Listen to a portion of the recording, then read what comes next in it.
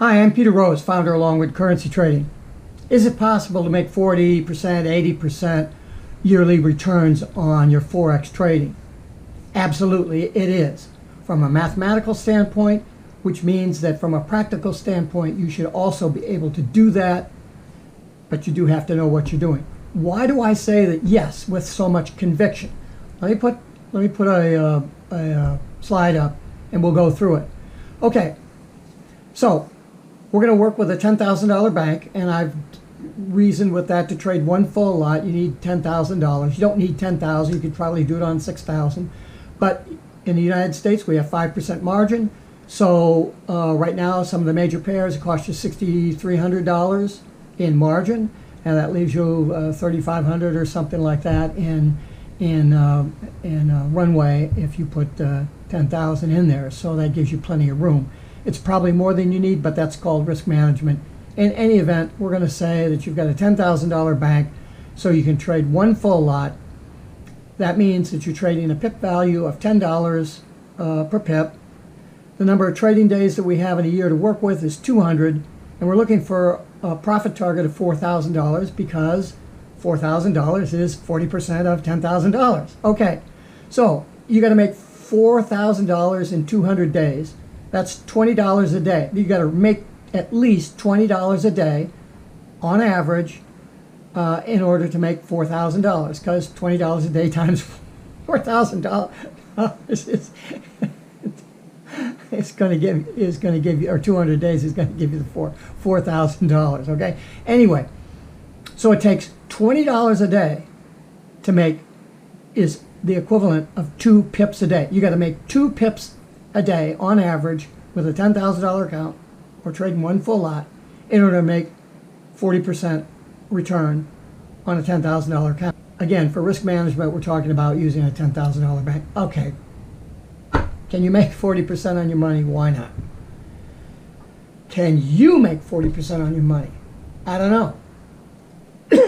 If the math shows how simple it is, all you got to do is make 2 pips a day to make 40% on your money. Why isn't everybody making 40% on the money? Why do 90% of the traders lose?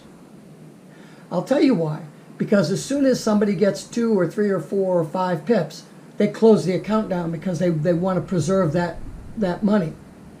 And yet, when they're losing, they'll take a 10 pip loss, a 20 pip loss, a 30 pip loss.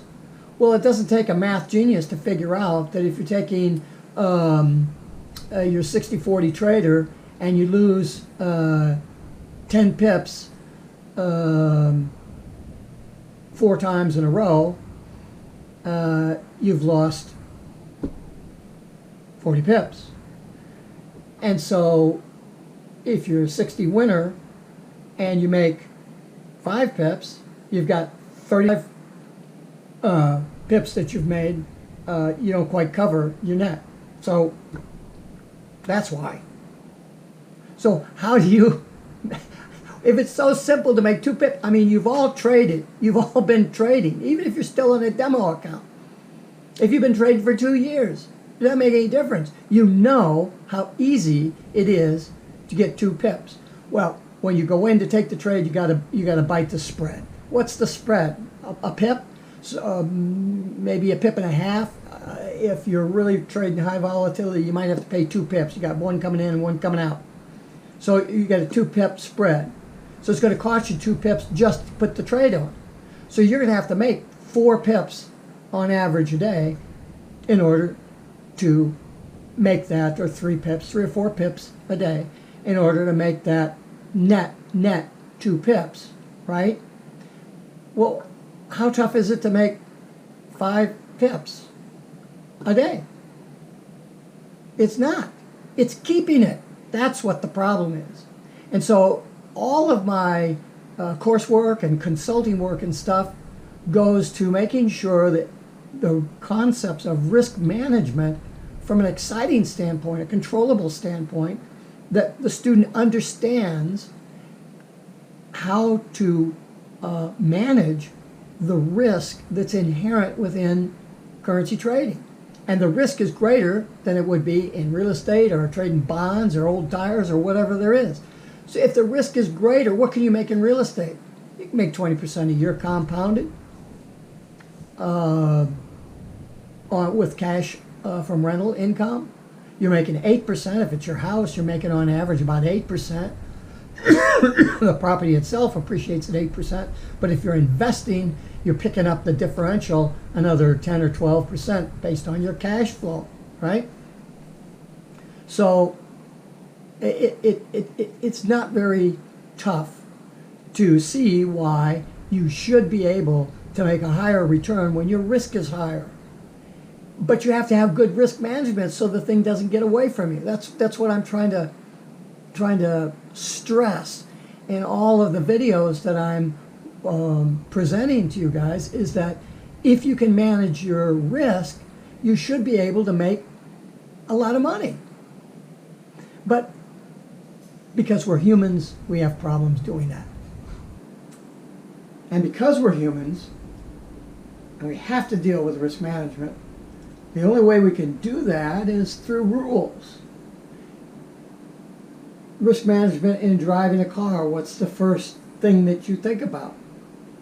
Put your seatbelt on. It was so important that people have their seatbelts on, they had to make it a law. Because there's so many people out there that feel that's government impinging on their rights and their freedoms.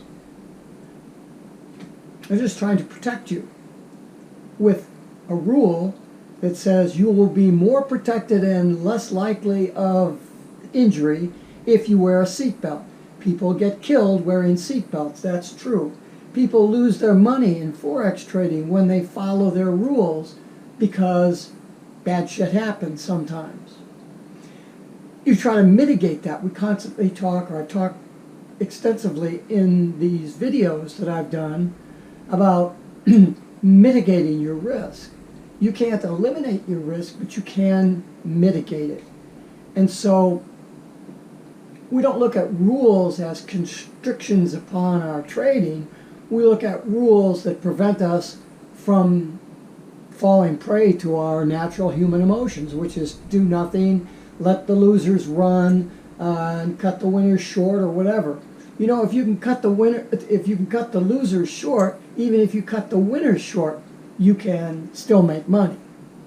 The key is, what do you have control over? Do you have control over your winners, or do you have control over your risk? You only have control over your risk. So all your rules in trading simply need to deal with solving the risk. By solving the risk, you also open up what you need to do in order to be successful in your order entry, to be successful during your position management phase of a trade, and your exit methodology during that trade. That's the life cycle of a currency position, a term that I came up with from my 33 years as a software engineer, where my job as a software engineer and my 55 years in teaching karate was to always look at the bad shit and figure out a solution to the bad shit and make sure that the chances of hitting that bad shit are as little as they can be. Mitigating the risk should be easy because it's not impinging on you as a person, or nobody's going to call you a sissy for closing out a trade. I've talked extensively about win-to-loss ratio.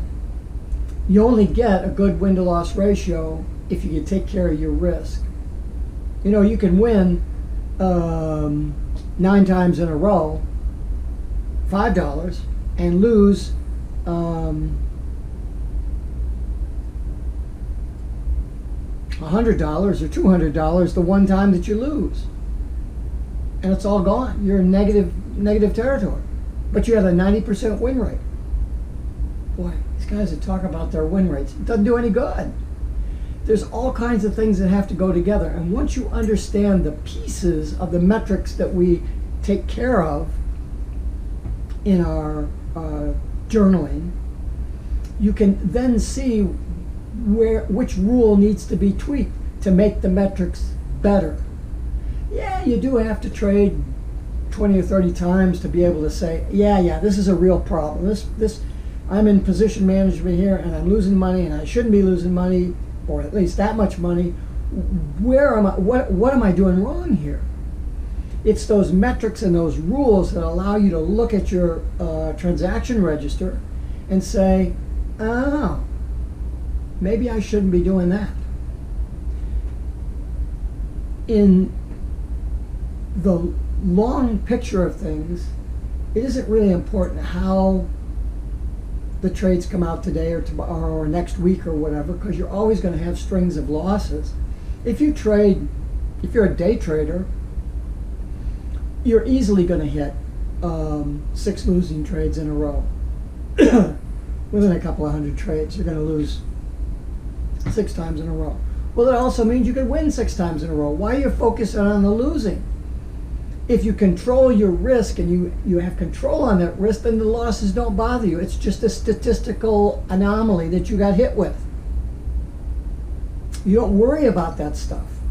You do the best that you can to take care of that, and you need to know your probabilities of extended losing periods and have a rule to deal with that. If you find yourself losing 2 or 3 times in a row, okay, cut your position size in half until you have a winner. As soon as you have a winner, go back to your other position size. Things run in cycles. Correspondingly, when you have a few wins under your belt, push it, because you've got some capital built up. And so if you take a little bit larger loss than you might have normally, it's okay, because you're not negative territory. It's all a balancing game. Well, what is it that you do in poker to protect yourself? You toss your cards. You say, I'm not going to take that next bet. I'm not going to hit the next round. And trading, it's the same way. You get out of the position. You close it. You take your loss, you step up, and you pitch it again. That's all you can do. So is it possible to make large percentage gains on positions? Yes, it is. Simpler than you think. The problem is getting your bowels in an uproar when you go through some of these losing periods. Don't let those bother you. As long as you've got risk management and you've got some generalized good rules as to how to decide whether you're going to take the trade or not, and then what you're going to do during position management to put you in a position in order to exit that trade with good sized profit. I think you'll realize that when you sit down with a piece of paper with your journaling on it and look at your transaction register, you'll be able to find out what you need to do. All you can do is control your risk. So that's the thing that you need to worry about. Once you figure that out, the rest of it will come very simply for you. Peter Rose, Longwood Currency Trading. Have a great day and have a great trading day.